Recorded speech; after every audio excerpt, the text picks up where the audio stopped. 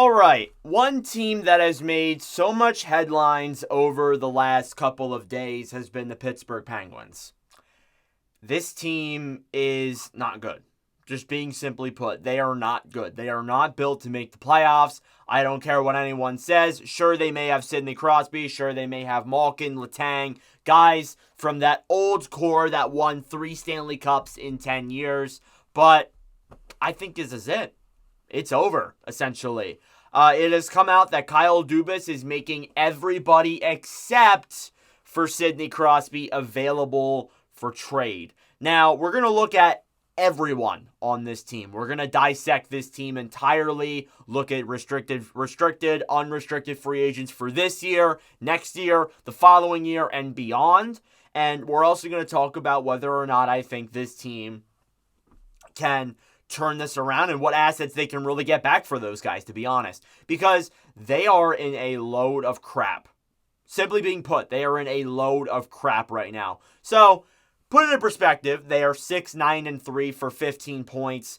They are 24th in the NHL right now, which is not bad, but they have a minus 22 goal differential, which is not a good look. Last, I would say, year and a half, there have been many people, not just Penguins fans, but everyone around the NHL who just believe that this team needs to just tear it down, give up on making the playoffs, and actually start heading towards a rebuild. What was holding them back from that was Sidney Crosby, and part of it still is Sidney Crosby that's holding this back. But it seems like we've reached that breaking point. And the breaking point came 2 days ago against the Dallas Stars, where this team allowed 6 goals in the first period. 6 goals in the first period. At home. At home as well. Letting in 6 on the road in the first period is not really that good. But at home? In front of your fans? Yeah. And seeing them go on that West Coast road trip, going through Edmonton, Calgary, Vancouver, it was very clear, like, this team is not going to be able to contend. They aren't. And I think a lot of it was just Dubas being pressured by ownership and the ownership as a whole thinking that this team was going to get better. It's not. The team is not better. So, let's talk about all of the guys who could be moved, who could not be moved, because pretty much every guy is on the table right now except for Crosby. Except for Crosby as of right now. So that leaves your entire roster essentially, and maybe more as well.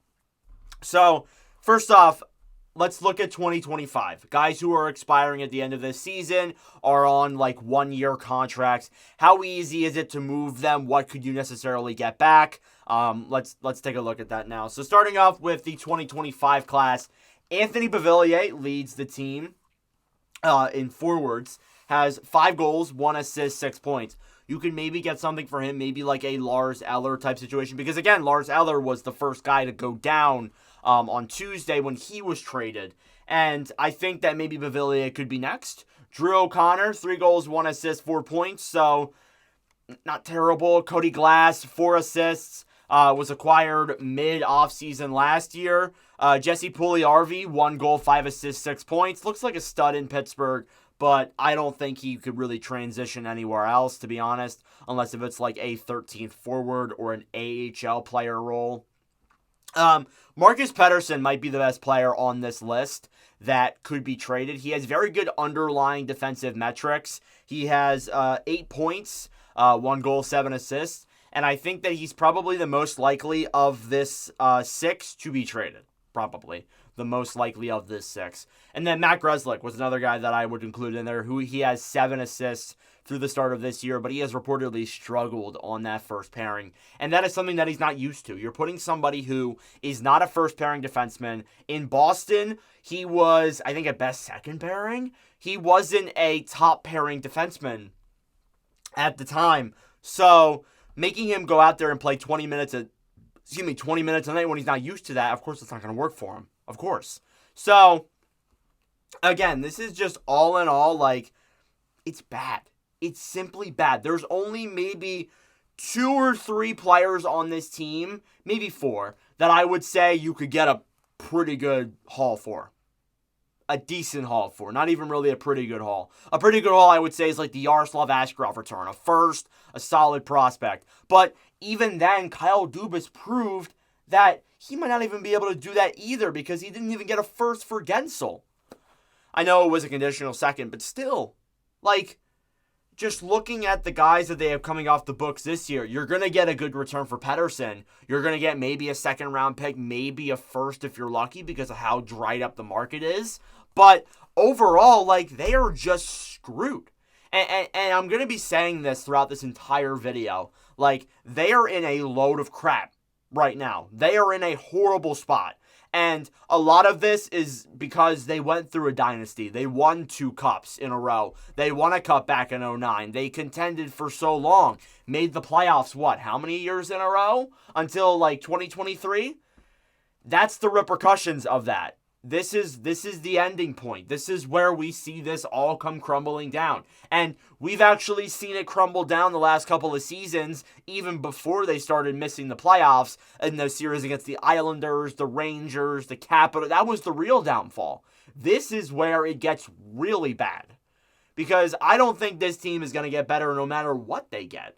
Unless if they go out and they get the first overall pick in either this year or next year and they get James Higgins or Gavin McKenna. That's the only way I can see this team maybe coming out in a positive situation. Imagine Gavin McKenna with Sidney Crosby. I don't want to put that in your head. I'm sorry. But, yeah, they are just in, a horrible spot. And I haven't even read through the rest of the guys yet that they can trade. But overall, it's going to be a huge climb for a lot of these. Now, the guys that I just mentioned are all on pretty cheap contracts, I would say. When you get to 2026 and later on, this is when the deals get more expensive. Evgeny Malkin so far this season is the first expiring guy in 2026. Has 5 goals, 13 assists, 18 points. You could get a decent haul for Malkin. I think you could. I believe he's getting paid $6.1 million at the end towards the end of his contract. So it's very possible that you could get a decent haul for him, but you're probably going to have to eat up some money, which is not a bad thing either, though, because you're going to be rebuilding most likely if you're trading away all these players. So Malkin's a guy that I think I could see being moved. Michael Bunting's another one, but he has struggled this year. I don't know if you could really get a good return for him. Only has 2 goals, 2 assists, 4 points. Has been scratched a couple times this season as well. So overall, it just seems like, his value might not be that high. Kevin Hayes gets paid, I think, $7 million. I think he gets paid like $5 in Pittsburgh. He's got double retention, I think, by 2 other teams. But he has 3 goals, 1 assist, 4 points. Again, even if you wanted to trade half these guys, even if you wanted to, you're not going to get a ton. You're going to get maybe a 4th or a 5th round pick. You might get the Eller return 5 times over. Maybe a little bit better, maybe a little bit worse. Because honestly, the way I see it, a lot of these guys, a lot of the depth has not performed anyways. So you might be in a screwed situation regardless. Noel Acciari, 2 goals, 3 assists, 5 points, also expires at the end of 2026. Blake Lizotte, 2 goals. Forgot he still played. And then Alex Nedeljkovic, who's 2-3-3, a 3.21 and a .884. So that's one of your goalies that you could maybe trade. You could maybe find somebody to get him. But overall, his stats so far this season don't really help that case. So overall, 2026 is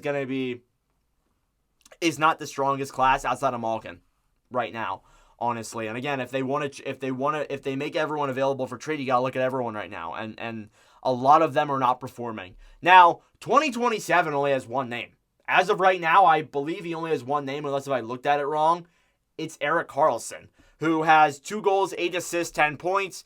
Now, I have seen a lot of hate around Karlsson on social media. A lot. Now, I want to say this. He's a very good offensive defenseman. He should be in the Four Nations tournament, but he's not bad enough for a buyout. He still produces offense because he's Erik Karlsson. But overall, defensively, it's really shown he's not good. It was able to be covered up in Ottawa and the early couple of years in San Jose, and even that year where he won the Norris in San Jose because, he scored 100 points. It's the main reason why he even won the damn thing. If he doesn't score 100 points, I don't think he wins it, to be honest with you. So, again, just I don't really know if there's any team that could go out there and take him for $10 million. And that trade looks horrendous looking at it now. Imagine if they didn't make that deal. They would have a lot of other, well, not even really at this point they wouldn't. If they kept all of those players and just let them ride it out on their contracts, I think they all would be expired. Am I wrong? I'm pretty sure a lot of the guys they flipped away were on either 2-year or 1-year deals, and maybe at the end of this you could have actually gone out and get people like the Capitals did. The Capitals did this right. They went out, they used draft picks, they used future assets to get guys now to contend. And look at them, they're like 10-4-1 right now. So overall, like the Penguins, like they are in a load of crap. I don't know what else to say. They are just in a load of crap. And again, I don't think anyone's gonna go out and go get Carlson. I don't think there's gonna be a single team. Maybe a few people call in, but Pittsburgh's gonna want a haul for him, and I don't think you're gonna get a haul for him. So yeah, they have just really screwed themselves. And there's actually a couple of guys who expire beyond 2027. There's only 5 of them.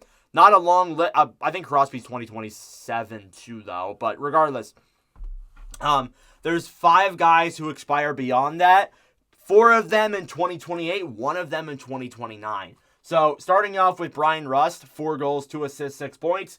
He looks good, but good luck moving that contract. Rickard Rakell, 6 goals, 5 assists, 11 points. He looks solid, but good luck moving that contract.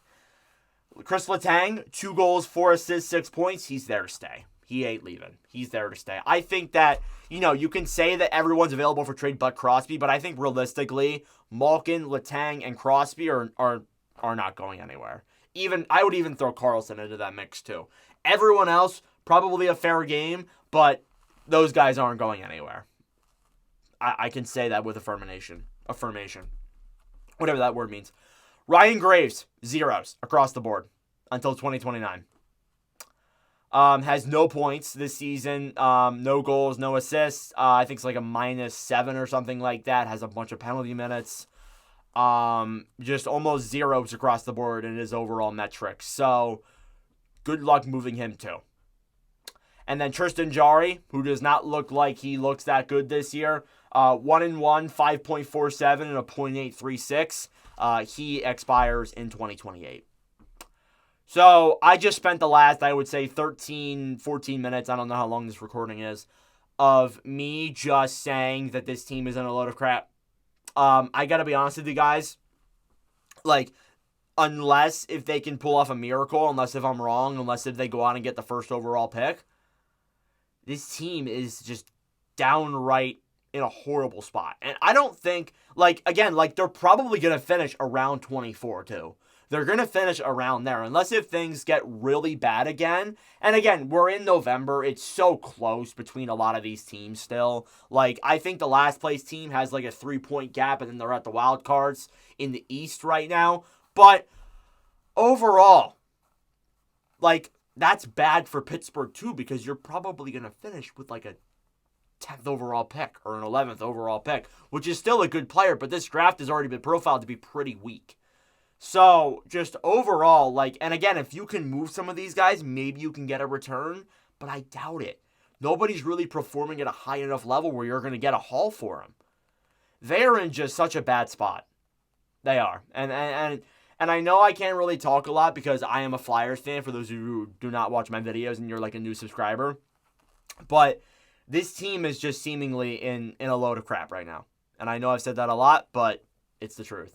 So let me know your thoughts in the comment section down below. If I'm forgetting anybody, I know I looked through their entire cap wages in Puckpedia. I might have, screwed up on a year when a guy's expiring or missed somebody that I might have forgotten. Again, there's a few guys that I didn't put on the list. I didn't put Yo Blomqvist, I didn't put Pustin, I didn't put Poulin, I didn't put a lot of those guys because, first off, they haven't played a lot, and second, they're young. I don't know why you would trade your little future you have at the trade deadline or, anywhere, to be honest. So that's kind of where I had it. But let me know your thoughts in the comment section down below. Thank you guys for watching. If you enjoyed, consider subscribing down below. I really appreciate that. Again, we're getting closer and closer to 3,000.